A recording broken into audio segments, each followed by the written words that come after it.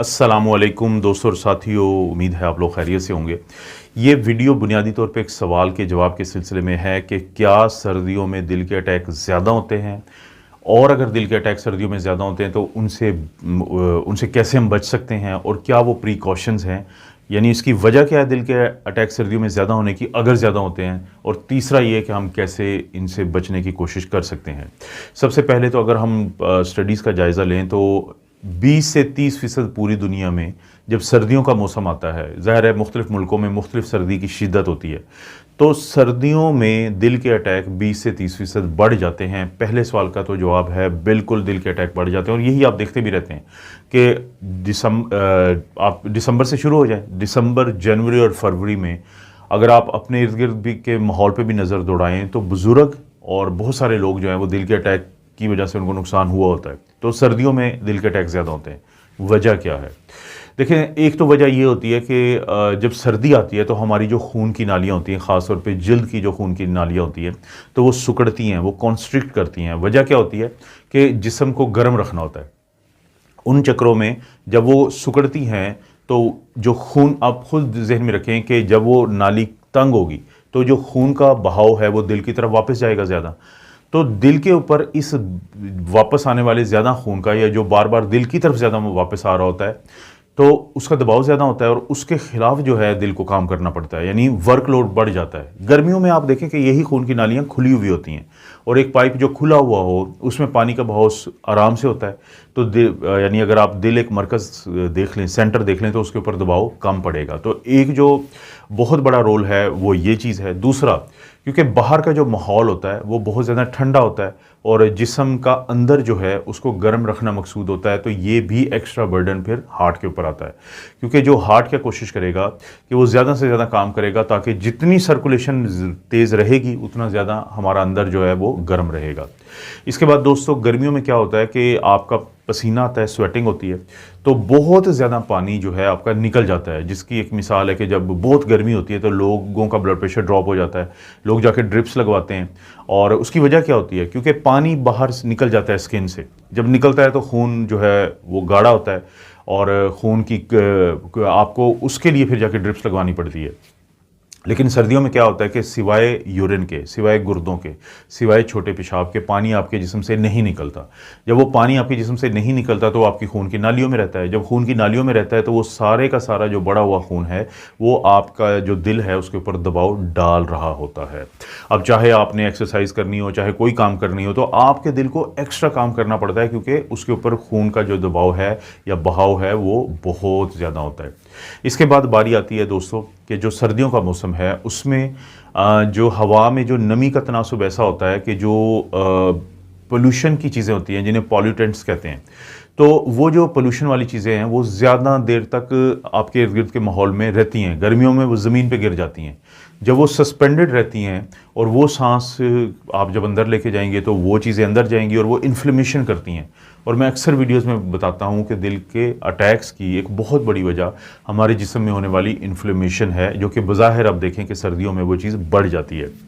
इसके बाद बारी आती है कि सर्दियों में, क्योंकि आपको पता है कि फ़्लू और नमूनिया बहुत ज़्यादा होता है, और जब फ़्लू पूरी दुनिया में मशहूर है कि जब किसी को फ़्लू होगा और उसकी उम्र ज़्यादा है, उसको कोई और भी जो रिस्क फैक्टर हैं, तो वो जो फ़्लू है और अक्सर लोगों में वो नमूनिया में भी तब्दील हो जाता है, तो वो एक एक्स्ट्रा बर्डन होता है दिल के ऊपर, क्योंकि दिल के ऊपर दबाव पड़ता है और दिल को उस सूरत हाल में जब जिस्म में फ़्लू हुआ होता है, इन्फेक्शन हुई होती है, तो ज़्यादा काम करना पड़ता है।